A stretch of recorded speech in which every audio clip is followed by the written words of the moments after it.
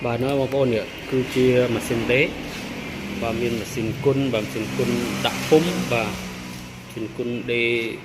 và đáy đê ấy nữa và miền nó sẽ sắp vài léo cứ miến và sầm rạp và lộn chạy chun bông ôn và mình xin miền trán và sầm rạp bông ôn trâu cá mùi ná các bạn đấy và miền cột sari và miền mặt trực miền mây còn cây của miền đấy mà bom ôn trâu cá bom ôn ai tụm lệ nông và tạm dẫn lên cứ sắp để nhung đặt hàng còng nông máu hay như chia mà xin phong và nói bom ôn hay hàng càoនេះគឺជាម៉ាស៊ីនដេរដែរតែសម្រាប់ទុកបង្រៀនបាទកូនសិស្សបាទដែលរៀនជួសជុលអញ្ចឹងណាបាទហើយថ្ងៃនេះគឺថ្ងៃអុំទូកអញ្ចឹងកូនសិស្សអត់ទៅបានមករៀនទេបាទ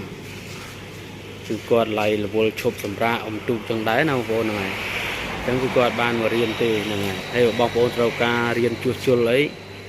អាចទំនាក់ទំនងមកបានបាទតាមរយៈលេខទូរស័ព្ទដែលនៅខាងក្រោមហ្នឹង